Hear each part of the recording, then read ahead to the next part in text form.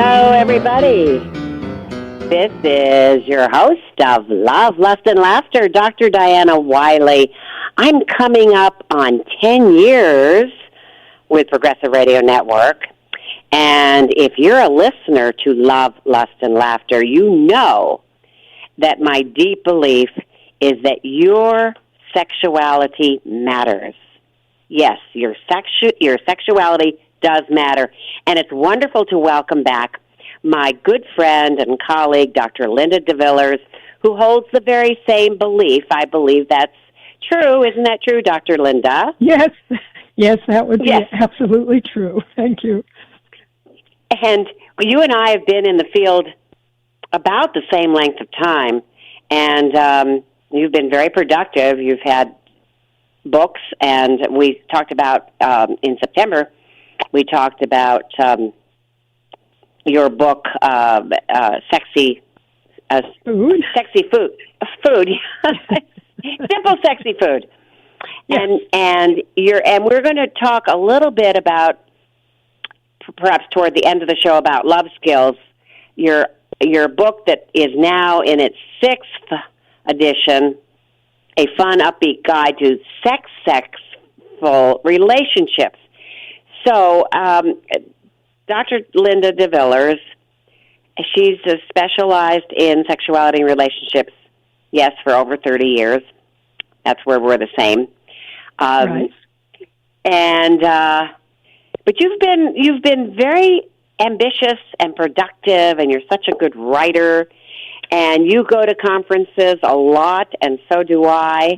You might even go to more than I do. But so we've both Dr. Linda and I have recently returned from conferences.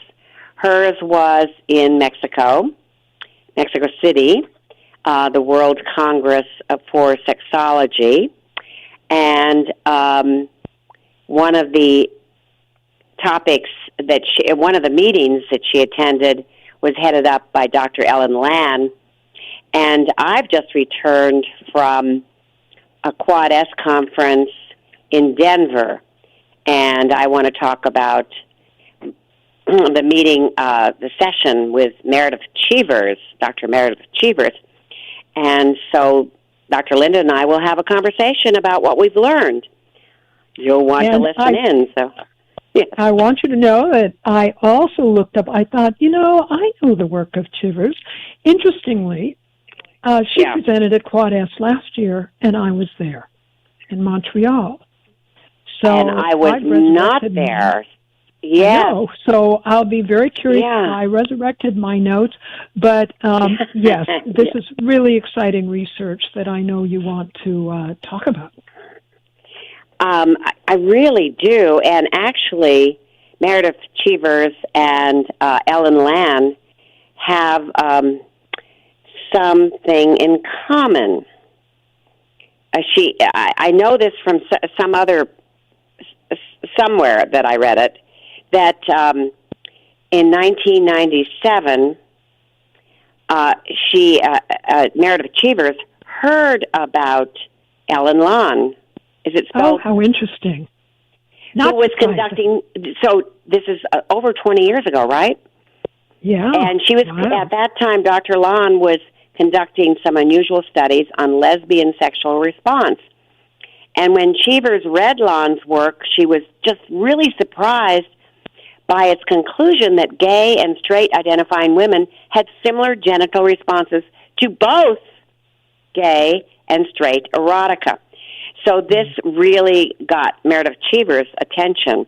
So isn't it interesting? And they know each other, and we're going to talk. Right. I had to look that up in my notes, but we're going to talk about both women and their research. So let's start with you, my dear guest, Linda. How are you doing? Oh, I'm doing great. Doing well, I hope? Yeah. Good. So you went to the World Congress for Sexology, was it last month? Yes, it was something like October 8th to the 12th, about. Uh-huh. Mm-hmm. Okay. So just a month ago. Right. And you went to a number of sessions, and you wrote me sort of an overview, and I'm hoping to get you back so we can discuss some of the other, because these are very wonderful topics, about sexual assault and the assumption about perpetrators that do not seem to be accurate, and about trans people. But today we're going to focus... Yes, go ahead, Linda, sorry. Oh, I was just going to mention still another name that we may thematically bring up, the name Lori Brotto. So Lori Brotto presented at QuadS last year and was rather amazing, and she was at WAS. So I, because I heard her last year, and I could pretty much tell she was going to be doing something similar. But I just wanted to add that my experience at QuadS a year ago, the Society for the Scientific Study of Sexuality, for your listeners. Yes. Some of the best research on sexuality today, and especially female sexuality, is coming out of Canada. There are so many wonderful, high-profile people. Meredith Chivers is one of them. Lori Brotto is another. It's just, and of course, Rosemary Basson at the University of Vancouver. It's just really interesting to me that this is some of the leading edge work. And it's not surprising, Linda, because Canada will fund research around sexual pleasure. And in the United States, perhaps it's because of our Puritan background, sex can't even be mentioned in a research grant request. Right, unless you add disease prevention or some, very high. Yeah. Right. So the research that's coming out of Canada now is exceptionally useful and about the only really good scientific approaches to sexuality coming out of Canada now. Yeah. And the person that I heard that, we believe dovetails with Chivers is, not surprisingly, not only a European, but specifically out of the Netherlands, which is also a very sex-positive country that supports this kind of research. The title of the presentation that I heard of Dr. Lan was Sexual Pleasure, a Gendered Embodied Affair. And, I found that title just kind of intriguing. And for all that we typically talk about, well, male sexuality works this way and female works that way, I just really liked her title, and especially when she said sexual pleasure is gendered. And what she was alluding to is that we put so much emphasis on male pleasure that female pleasure gets more dismissed or disregarded. And the fact that female sexual response and pleasure is harder to measure and study probably contributes to that, but women have not been studied nearly enough. So it's a good thing that these researchers are there, Dr. Lan, Dr. Cheevers, Dr. Brotto, and so on.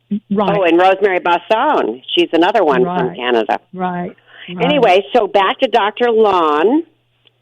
And a gendered, she said pleasure is a gendered embodied affair. Okay, what else did she say about that? Well, she went on to say, which still dovetails with Chivers or Chivers, however she says it at work. Yeah, I'm not sure either, really. we keep making the assumption that men and women are quite different sexually. And we imply that men's sexual needs are higher than women's. And she said, and everybody says, well, men have more testosterone than women. And then she says, wait a minute, we need to be talking about how that testosterone is metabolized in each of those bodies. And we also need to talk about ratios.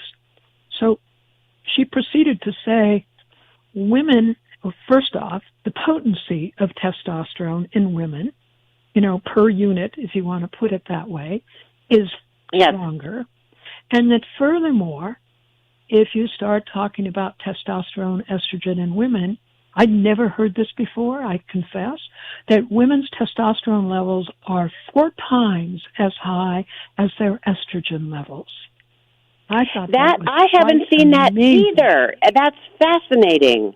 And I believe, all I know is I believe her. I mean, she came across as a very, very sophisticated researcher, head of the Department of Sexology at the U of Amsterdam and all of that. So that was fascinating. And she also was trying to highlight that when we talk female sexuality, we all know this from sex ed on, that there's so much focus on reproductive aspects of sexuality. And then she said, if you would total up about the average number of times a typical woman has sexual experience in her life, including penile, vaginal, what they call these days PIV, penis and vagina sex, that 99% of the time it's about pleasure, or it's certainly about male pleasure, and 1% of it is reproductively focused. And that's another kind of thing we need to put more emphasis on. Yeah, I remember about 25 years ago, after the Sinclair Institute had me narrate another sex ed, I went on the U.S., I think it was called Sex in America show. Oh, but and I was supposed to promote Great Sex for a Lifetime, which is really targeted at baby boomers. Nowhere in the Bible Belt was that show allowed, because a lot of evangelicals, not all, but a lot of them, believe that sex is only for procreation, not for recreation. Wow. So it was an uphill battle. I mean, they don't get educated typically. Now, was this 20 years ago or more than that? Or, I mean, do you think anything has changed? 20 years ago. I mean, that's still, if you think about it, about it was 1995. Almost the 21st. That is pretty shocking. It's maybe eased up a little bit, but this is about 25 years ago. Right, and given some of the other things we know that are sort of alive and well from the Deep South, it probably hasn't changed too much. Right. Wow. That's extraordinary. One of the other things that, whether she explicitly mentions this or not, that Chivers, Dr. Lon also was focused on this same concept of we're so penile focused, and it's PIV sex is the only politically correct form of sexuality, et cetera, et cetera. And I mean, it's sort of old nose to say, wait a minute, women have a clitoris. This is way more sensitive than for most women, the vagina, and that. She was also highlighting in her research on lesbians, I'm sure she found this, that it's been well known for a long time that lesbians were more orgasmic than their heterosexual counterparts, and that, but there's been a little bit of a mystique that, well, we know that probably lesbians, after all, there's no penis around, they must use dildos or some sort of a sex toy. And she basically said, hello, there are fingers. Fingers is what most lesbian women like, and fingers get the job done way better, by the way, than penises. And I thought that was another intriguing kind of comment to be making that applies to both hetero and lesbian women, that maybe we underestimate the power of magic fingers. I think that is true. Of course, we've also had an explosion in the last 10 years of high-tech sex toys that are quiet and go at different speeds and all of that. So maybe that's true. But I still think that a skilled lover with good fingers And I mean, we know that oral stimulate sex the woman's too is wonderful G-spot for most people, but the what? I said we all know that oral is the other thing that most people, unless they're deep south, maybe engage in. But I just thought it was intriguing because there's so much. Well, oral is better than penetrative sex for women, that we shouldn't forget fingers. That's just what I thought was kind of interesting. Yes, I agree. I remember maybe 35 years ago hearing Dr. Roos talk about at the AARP convention. Uh-huh. I think it was about 30 years ago, and she said, well, some older guys get erectile dysfunction, but you always have your thumbs, she said. But I think that right. would include, your fingers as well as your thumbs. Right, of course. Mm-hmm. That's funny. Right. Yes. So Dr. Lon also talked about gender differences. Correct. And I think she literally, if she wasn't involved in the research, she certainly knows about it. But Janet Hyde is also a giant name in the field. She's, I don't know if she's emeritus yet or not, but she's at the U of Wisconsin. She's written many human sexuality textbooks, new editions, and also is very well known for the psychology of women. And she's written a number of Psych of Women textbooks and been at all sorts of conferences that both of us have been to, et cetera. And she did a major, what's called a meta-analysis. It's when you go into the research and you don't just look for one study, but you say, I want to look at all the studies that have looked at men and women and, say, differences in math ability. So not just talking about conventional sexual differences, but, gendered differences. And in her meta-analysis of very, very many different psychological traits, she found there was huge overlap between men and women, that we tend to forget that there's bell curves, and even if there are slight differences in the peak of them, the vast majority of men and women are under the same umbrella, and that we underestimate all of the individual differences within a specific gender.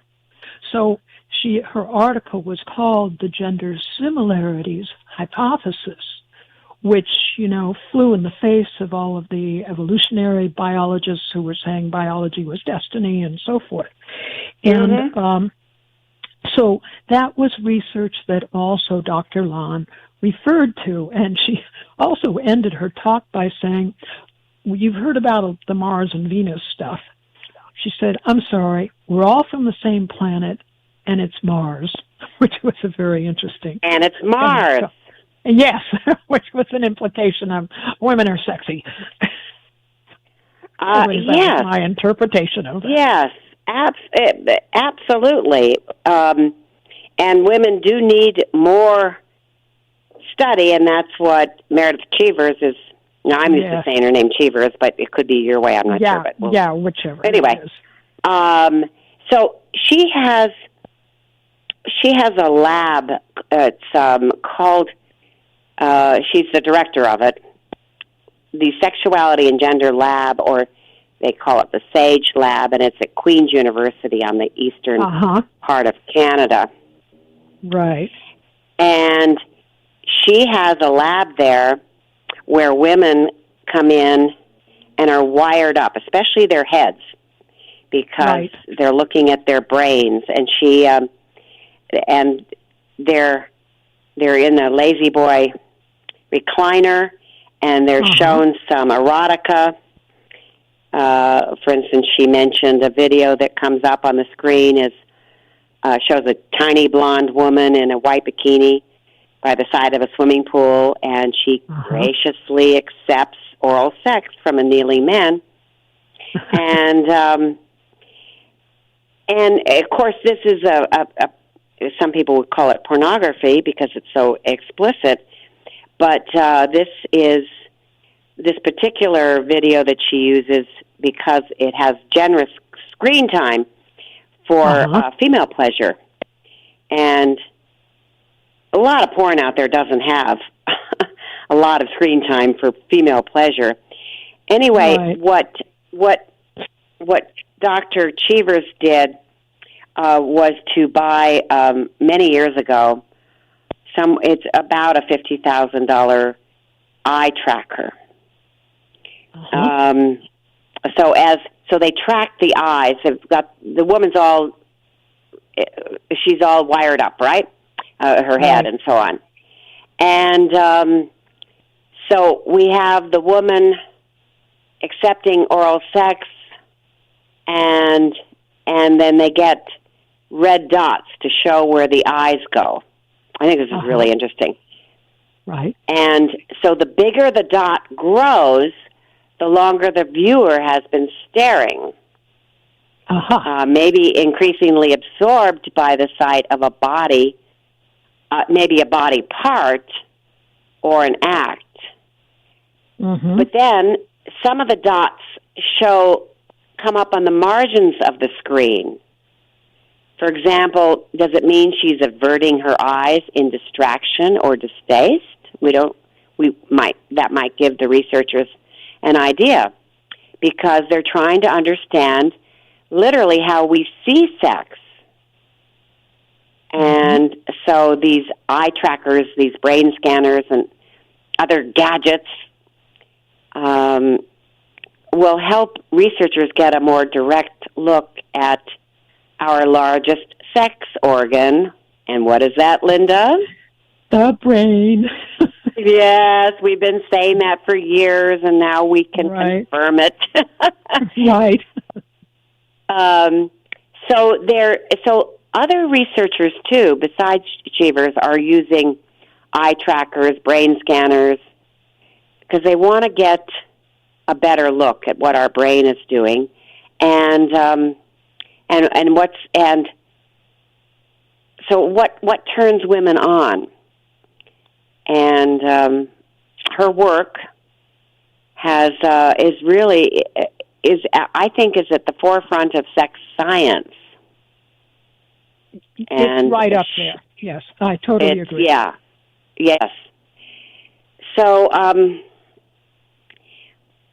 one of the things that, and I will pause because I really do want you to comment on some of these things, but we'll go right ahead. Yes. So what she found,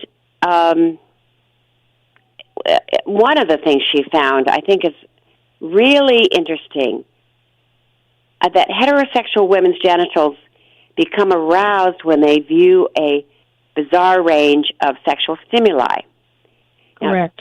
So this is, and you've read this, and I have too. Yes, and it's even been in the popular media. It's been in things like probably the New York Times, and reading like that. Some of your readers may have already heard about this, and some major magazines. It strikes me as something that was probably, I can't swear it, but it's the kind of thing that might have been in Atlantic Monthly or something of that sort.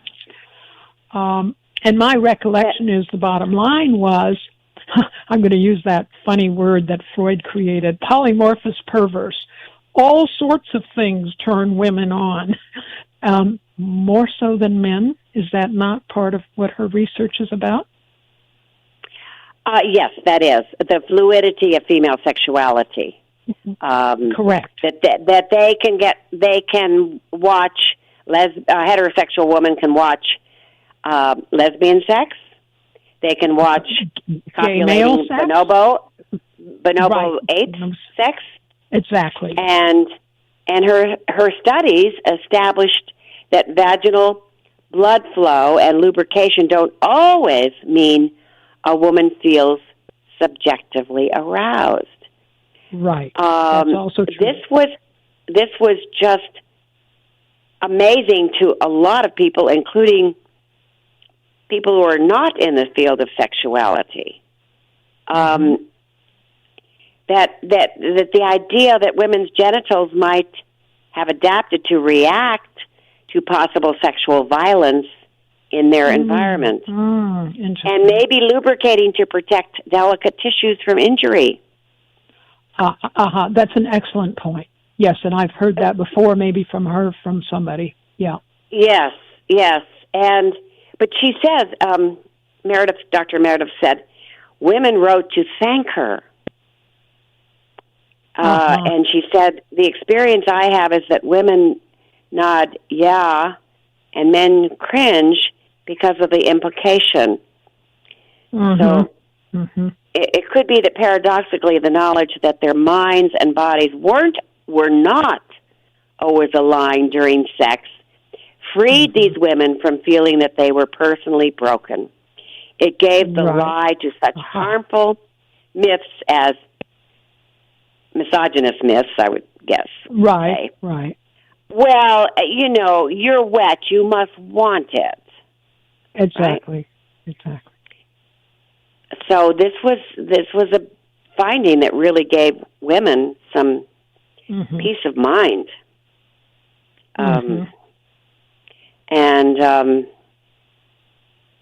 So she also has been studying different models of desire. And gender populations, and she'll measure clitoral blood flow. And of course she continues to look at the connection between the genitals and the mind.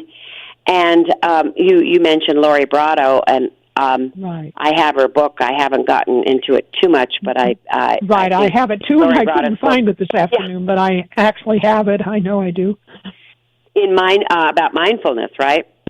Yes, correct. And I think the catch too with Brotto, and I'm sure with all the people we're talking about, is that it's the notion of what precedes what. Does arousal precede desire, or does desire precede arousal? And I think what you're saying is that Chivers is saying, well, some arousal may not reflect desire, right? But in a consensual setting, as a matter of fact, it's important to arousal often precedes desire, and in terms of using that to one's sexual benefit, it's about you need to create situations that encourage arousal versus distraction. That's part of Brotto's message. Throw away the distractors and focus on the things that are more focused on enhancing the arousal element. And even, I know that one of the specific examples Lori Brotto gave had to do with even turning on the faucet of a bathtub. For some women, is going to, I think I know what I'm going to be doing in a while. A mental enhancer. That's right. It would be a trigger. Yes, exactly. Well, with these eye trackers, Dr. Meredith and her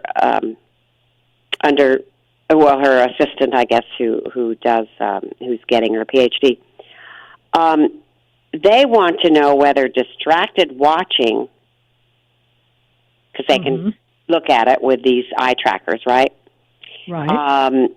Whether distracted watching correlates with sexual dysfunctions, such as distressingly low desire and arousal. And Linda, you and I both know that for a woman's low desire to need some attention, she has to say that it's distressing. If it's not distressing, of course, it could be very distressing for her partner, but if she doesn't find it distressing, it's not. We're going to have trouble helping, don't you think? As a sex therapist, we're going to have trouble helping her, and even if she's dragged in by her partner.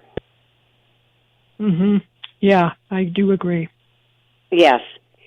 So, but anyway, the sexual dysfunctions, distressingly low desire, and then there could be negative associations with sex, and sometimes these are learned through trauma or taboo, and they may run so deep as to rewrite, maybe even rewire the mind's attentional process. So, this is all part of really understanding that sex is a whole body phenomenon. Mind, body. Right. Yeah, the two are definitely connected. Mm-hmm. And then the mindfulness that Lori Brado's book talks about is, and I bet you with your clients have been focusing more on mindfulness in recent times. I know I have, that because it seems to work as a bridge to sexual awareness. Right. I'm going to ask you a curious question, because I know Sure. how I believe officially mindfulness is defined, but how in your own mind do you define mindfulness? And I'll tell you why I'm asking later. It's about staying really present, and if you have distracting thoughts, like in Zen meditation, you call it the monkey mind, you kind of quiet down the monkeys and come back to center. Right. And I could go on, but what about mindfulness? I'll tell you what for I'm you? leading up to. That my understanding of the word mindfulness was that, yes, you will, what you just said, you will be really present and focus on whatever you're experiencing, if I can dare phrase it that way, without judging it. Now, is that part of what you understand? Yes. The reason I'm asking, I think I'm glad you brought that up, Linda. That's very important. Okay. And the reason I brought it up, though, is because the truth is, for me, mindfulness has become a bit of a buzzword. It's okay. It's sort of the new in vogue thing. And so I'm supervising somebody right now. I am an official American Association of Sex Educators, Counselors, and Therapists supervisor. Yes. So I get various people to supervise. And one of the people I'm supervising right now is very eager, and she just submitted to me a document yesterday, and she said, I'm writing up a description of sensate focus, and it's something she wants to discuss with me in our next session later, the end of this week. And so I read through it yesterday, and I don't think I agree with what she's written. She's claimed she's drawn from various sources. I thought, whoa, she didn't ask me for my article about it. But she has described sensate focus as mindfulness exercises. And I think the problem I have with this is this neutrality ideal, that mindfulness is about just let what's happen with no evaluation, or maybe I want to say, or no focus. If that may sound crazy. I'm used to thinking of sensate focus as something to get you to better attend to pleasurable sensations. And I'm not sure that the word mindful, as opposed to, for me, mindfulness is not about, I think I'll think good thoughts, happy thoughts. It's I will have whatever is. I don't know. I'm just really raising this as a question because, at least for me, there's a distinction. Well, you're going to talk about this. That must be one of the pleasures that you have with supervising, that you work out some of your own thinking with the feedback you get.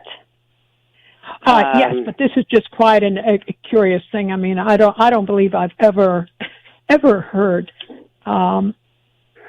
sensate focus described as fundamentally a mindfulness exercise. I mean, maybe you actually think it is. I'd be just very interested in knowing. Well, I think the only aspect of sensate focus we should tell the listening audience that Right. sensate focus was really discovered, or Masters and Johnson in their research gave the term sensate focus to an exercise that a lot of sex therapists, including Linda and myself, give our clients, and that is caressing exercises, also known as caressing exercises. It gets them to slow down. Intercourse isn't allowed the first couple of times, typically, that the couple does it. But I will say to my clients that you need to really focus in on the sensations. And if you find your mind wandering, come back to the touch. So that's a form, I guess, of mindfulness. Right, and I just realized the other term that most references, especially, I believe, Masters and Johnson themselves did it. Sensate focus was also described as non-demand pleasuring. Yes. And there's that word pleasuring. I'm just, anyway, I will be telling my person that I think she should, maybe she should talk about there's similarities between mindfulness and this, but I don't think it should be described as fundamentally a mindfulness exercise. I agree with you, but that's a good reminder. I just made a note that sensate focus is usually described as non-demand pleasuring. I recently watched The Masters of Sex, which I believe originally ran on HBO, or it could have been Showtime, but anyway, I have it was the DVD. HBO. Oh, that's wild. I didn't know it was still airing, but I watched. No, it isn't. It isn't. I got a gift of the whole set. Oh, wow, cool. Because it ran for 4 to 5 years, right.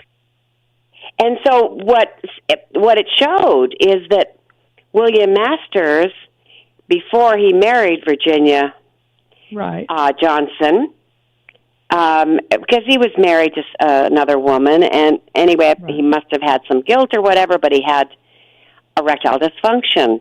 So Virginia apparently came up with the idea that he needed to relax more and be touched more and not focus on intercourse in the beginning. That was the origin of sensate focus. And sure enough, he got his erections back. I got that. That's great. Strong enough for penetration. Mm-hmm. But so many men need to relax. Haven't you had the feedback from clients that if they do these exercises, that the guy who maybe has had either premature ejaculation or erectile dysfunction can relax if he doesn't have to worry about intercourse? And what are some of the other feedback that you get?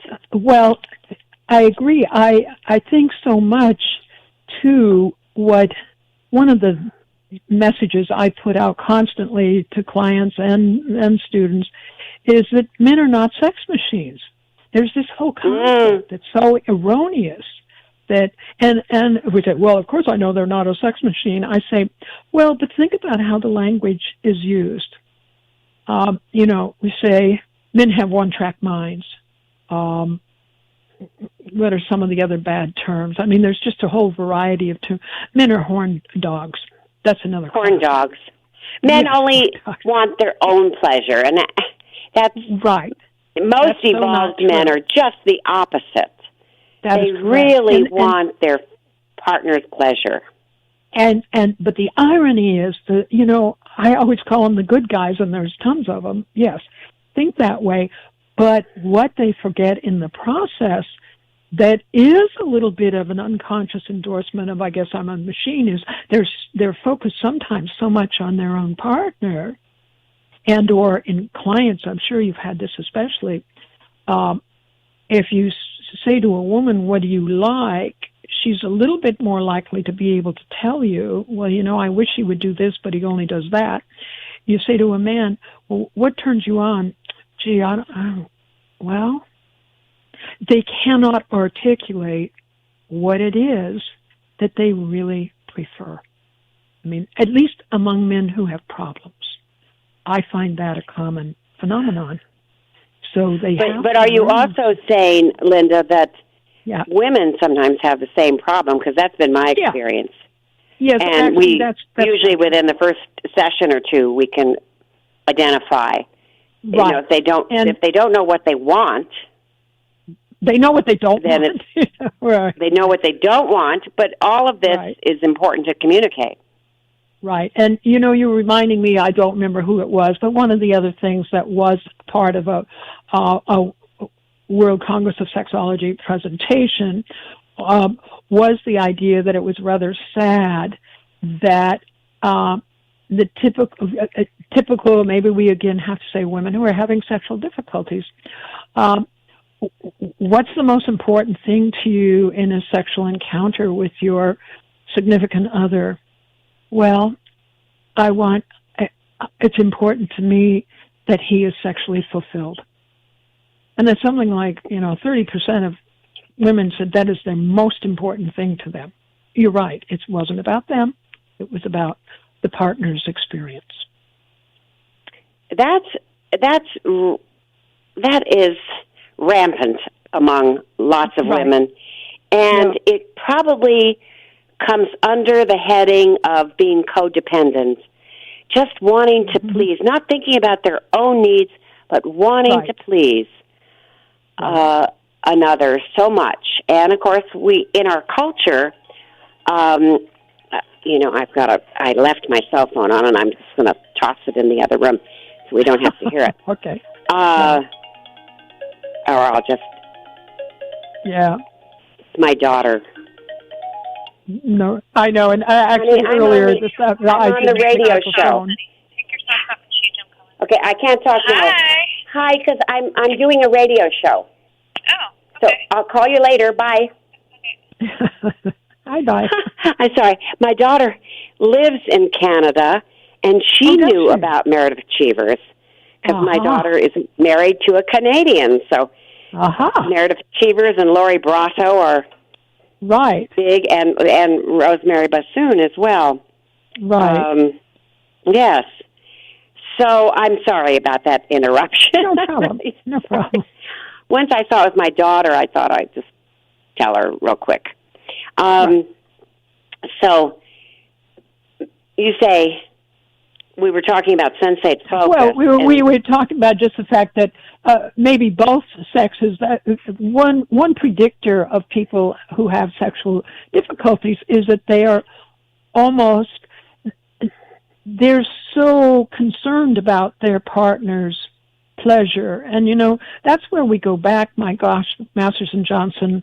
I've discovered that young people that I'm teaching, maybe in their 20s, believe it or not, there's a lot of people, even in master's programs, who've never heard of Masters and Johnson. That's how, long the field has been. But I'm not teaching, but I find that just with my clients, and especially if they're in their 30s and even 40s, they don't know about it. They haven't heard of it. I'll say, that's amazing. Have you heard of Masters and Johnson? And they say no. Wild. Because one of the things I say to, especially to clients, is, let me tell you what something those old, pioneers had to say. And I tweak it a little bit, but they were known for saying, you have permission to be selfish. And then I sometimes add the word enlightened, that one of the things that they emphasized was another aspect, which was very non-sexist, actually. Nobody gives you an orgasm. And we must say that both sexes are more likely to embrace the statement, men give women, heterosexual men give women orgasms. You say, no, wait a minute. A woman chooses in the presence of sexual stimulation whether she's enjoying it or not. And if she's not enjoying it, the odds are very high that she is not going to experience pleasure or orgasm. So that, and the way I've often said it, especially to clients, was, if each of you will embrace this statement, you have permission to be selfish, then you go with the pleasure with the understanding if either of you doesn't like a particular thing, you trust your partner to tell you. hey, I'd rather not do it this way. But in the absence of that, any sort of negative, as it were, or different feedback, you go with the flow and you let go. And enjoy yourself. Let go, yes. And you know, men... That is so important, and that's where it's important also to stay in the moment. If you're having all these distracting thoughts, it's you can't let go. Exactly. And both sexes can have that happen. And,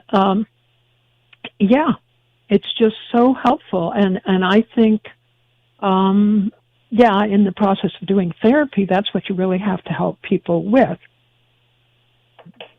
Go with it. Do not feel guilty about the fact that you are enjoying yourself. I know what I started to say. We both know that heterosexual men, especially, and I bet you gay men too, frankly, what really turns them on? A partner who is enjoying herself. Yes, right? Yes. So absolutely, and a lot of personal and professional experience both. I mean, professional insights is that highly evolved men really, really enjoy cunnilingus. They like giving oral pleasure to a woman. They like going down on her, and if she can reach orgasm that way, then, he's right there where it's happening. Right. They like her smell, they like her taste, and all of that.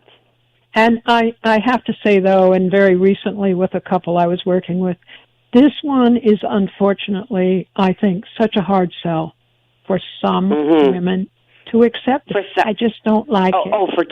For women to accept it. For the women. The women are saying, I don't want them to do that.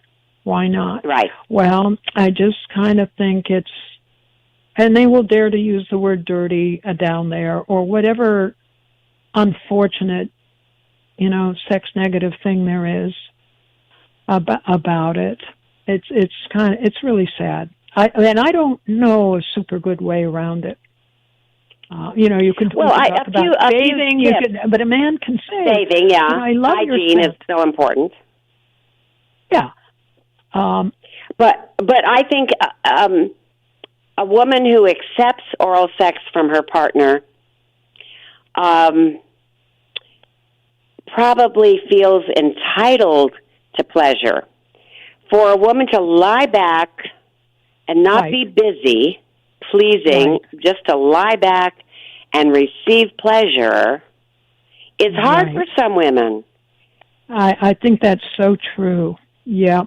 And that's a good way to put it. That they need to feel entitled to what pleasure. Kind of analogy can we use that might induce somebody? Well, have you ever had a massage? Did you allow yourself to have that feel good? Mm-hmm. Then maybe you deserve... but I had to pay for it. No, I'm just trying to think about what the bulking would be. Wait, but well, pause, I'm just trying. Linda, pause for a minute. Let's go back to the massage thing. Yes. Because touching the head, face, and hands in the beginning of sensate focus and all that, resting exercises, that's a form of erotic massage. And I think in general, if couples, they don't have to be doing sensate focus, but if they start with a massage and they start by feeling intimate and relaxed, they're going to have better sex. Absolutely. And even that is something, it's actually an American, Cindy Meston, who worked with the former chair or director of the Kinsey. Anyway, Cindy Meston did some pivotal work that dovetailed with Rosemary Bassan's work, which was, again, what are these things that sort of fuel the arousal in subtle ways? I'll never forget one of hers was talking to somebody intelligent was rather a turn-on for a lot of women, not surprisingly. Yeah. But the massage was another major one. Yes. Sure. It does tend to segue. It doesn't have to. You don't have to go into it that way. But, it's just not surprising that sensual pleasure can readily evolve. We started to talk a little bit about cannabis when you were last on. Oh, yeah. In September, right. And then the time ran out. And my experience of using cannabis for sex pot is that it does help you stay focused, slow down, receive pleasure, give pleasure, but mainly stay focused, mindful, and slow down. Do you have any experience with that? No personal experience, but I do know from a couple of clients, and even informally, living where I live now, it's surprising how many people use it either recreationally or for pain management. But one of the things I learned more recently is how interestingly different strains, I guess I should say, of marijuana. And I know in my neighborhood, there's a couple of stores, where you go buy it, but the workers there will very helpfully guide you to this one kind of tones you down, this one perks you up, and that I think maybe one of the tricks is what exactly is the issue. For example, if it's somebody who has a little anxious edge, then probably the strain of marijuana they would want would be one of those ones that really, quote unquote, chills you out, and probably does help with the focus, not having distracted thoughts.